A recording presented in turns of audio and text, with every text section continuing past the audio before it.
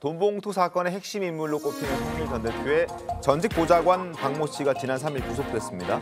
송 전 대표의 전직 보좌관이 전당대회 자금 관리를 총괄했던 만큼 검찰이 이 사건의 정점으로 꼽히는 송 전 대표를 향해 한 발짝 더 다가섰다는 평가가 나오고 있습니다. 검찰 수사받으러 출석했을 때 그리고 영장 실질심사 받으러 법원에 출석했을 때의 송 전 대표 보좌관 박모 씨의 모습을 좀 보고 이야기를 이어가겠습니다.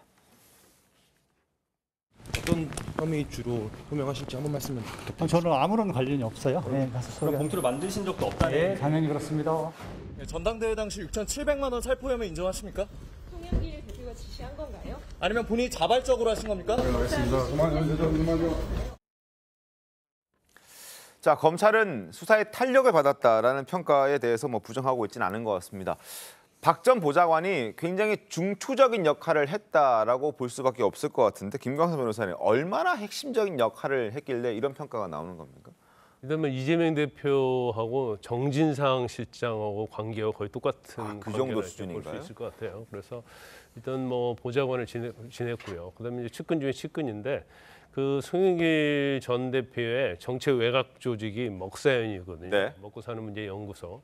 이제 여기까지 이제 총 회계 책임을 다 한 거예요. 그래서 일단 본인이 지금 검찰의 영장 범죄 사실에 의하면 이정래 전 사무부총장 그리고 강내구 전 감사위원 네. 또 윤관석 의원과 이제 공모해가지고 그 당시에 이제 돈을 뿌렸다는 거죠. 근데 이제 돈을 뿌린 거에 그치지 않고 본인이 이제 먹사연과 관련된 돈을 사실은 송영길 전 대표의 여론조사일지 그런 쪽에 또 9천만 원 정도 이제 허위로 전용하고 이제 허위로 서류를 조작하게 했었고 또 이번에 영장 발부 이유 중에 가장 하나가 짐걸 인멸이거든요.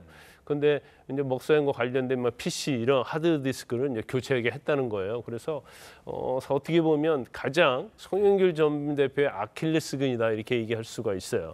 물론 이제 본인이 송영길 전 대표의 관계뿐만 아니라 자신의 범죄 혐의에 대해서 부인하고 있지만 네. 구속이 됐다는 것은 당연히 녹취록도 있을 거고요. 그다음에 강내구 전 감사위원이랄지 이정근 전 사무부총장이 이미 다 진술을 하면서 검찰에 협조했기 때문에 범죄 혐의는 거의 다 인정이 되기 때문에 인정을 전제로 해서 이제 증거인멸 우리가 있다는 거예요. 네. 그렇기 때문에 송영길 전 대표에 대한 조사가 굉장히 임박했다. 물론 네. 돈을 받은 20명의 민주당 의원들부터 먼저 조사할지 송영길 전 대표를 먼저 조사할지는 이제 검찰이 고민을 하고 있는 걸 보여요. 그렇지만 송영길 전 대표가 검찰청 가서 나 먼저 구속하라 그런 얘기를 많이 했지 않습니까? 네. 그래서 구속 여부가 결정될 날이 제가 볼 때는 이제 7월을 넘기지 않을 것이다 이렇게 봅니다. 이번 달 중으로 송 전 대표도 검찰에 불려가서 조사를 받을 것이다. 이런 전망들이 좀 법조계에서는 많은 것 같습니다. 이정근 전 사무부총장, 강내구 전 감사가 돈을 뿌릴 때마다 박 전 보좌관과 긴밀히 논의를 했고 그리고 송 전 대표도 이 캠프 일은 박 보좌관과 잘 협의해서 진행하라라고 지시했던 그런 녹취록이 추가로 공개됐습니다. 그 목소리 들어보시죠. 야, 이게 10개구만. 근데 이거 다 줘? 아니면 내구는 5개만 주라는데. 줘, 그냥, 맞아. 나중에 적게 줬네, 많게 줬네, 얘기하니까. 이제 또 오늘 그 박보하고도 확인을 했거든. 이제 따로 이제 그렇게 했는데, 그게 그날, 10개를 쓰셨는데, 총은 어쨌든 몰라, 뜬금없이 나한테 를 배제하지 말고 하고 협의해가지고 해라 그렇게 얘기하더라고. 자, 박모 보좌관과 협의해라, 배제하지 말아라 이렇게 얘기를 했다는 겁니다. 지금 송 전 대표는 자신이 직접 관여했다는 내용이 녹취록이 없다라면서 혐의를 부인하고 있는데 이런 내용이 있는 거라면 어찌됐든 직접 관여하지 않았다 손치더라도 자신의 측근을 통해서 모든 걸 다 관리하고 있었다라고 볼 수밖에 없는 것 아닌가요, 최병우 위원님? 아니 저게 말이 측근이죠. 그 송영길 전 대표가 이제 이정근 전 부총장한테 저런 얘기를 했다 하는 거를 이정근 전 부총장이 강내구 전 감사하고 얘기를 해가면서 이제 전한 거 아니에요. 네. 거기에 잘 협의를 해라 이렇게 했어요. 박모 보좌관하고. 그 얘기는 박모 보좌관이 자기의 대리인이다라는 거를 저는 포괄적으로 우임했다고 보고 있습니다. 네. 그게 뭐냐면 저게 2년 전에 3월 30일 그 통화라고 해요. 네. 그러니까 3월 30일이면 돈 봉투를 그 기획할 그 초기 단계입니다. 저 초기에부터 이제 송영길 전 보좌관은 송영길 대표는 네. 사실은 이런 여러 가지 문제에서 왜냐하면 본인은 이제 후보로서 직접 전당대회에 뛰어야 하기 때문에 굉장히 네. 바쁠 수도 있고 그러니까 직접 연결이 안 될 수도 있잖아요. 그러니까 그런 모든 것들은 박 전 보좌관하고 협의를 해라 이런 얘기이기 때문에 네. 박 전 보좌관뿐만 아니고 네. 결국은 송영길 전 대표가 이 박 보좌관한테 본인과 관련한 여러 가지 금전적인 문제나 선거운동 뭐 관련한 문제를 포괄적으로 위임했다. 저는 이렇게 충분히 볼 수 있을 것으로 그렇게 해석을 합니다. 알겠습니다. 검찰도 그렇게 보고 있는 것 같습니다. 돈 봉투와 관련해서 수사가 급물살을 탈 것이라는 전망이 많이 나오고 있습니다. 신문 함께 펼쳐보실까요? 동아일보입니다. 돈 봉투 의혹 송영길 의원들 이달 조사하겠다. 검찰이 이렇게 얘기를 했습니다. 윤관석, 이성만 구속영장 재청구 가능성도 지금 나오고 있습니다.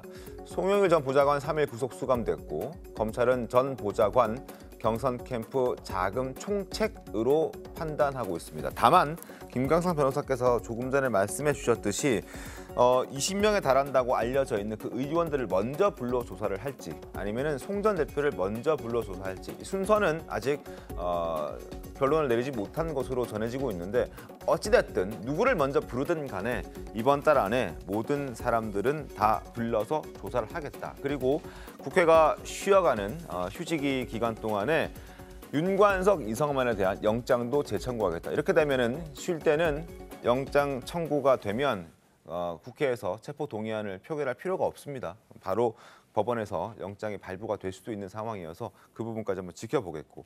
그리고 이번 보좌관 구속으로 인해서 검찰 수사 속도 낼 거라는 얘기 제가 거듭 말씀드리고 있는데 송 전 대표 곧 자신이 원하는 대로 검찰에 두 차례나 자진 출석, 셀프 출두했듯이 이제는 검찰 조사를 받을 수 있을 것 같습니다. 당시 모습 잠깐 보겠습니다.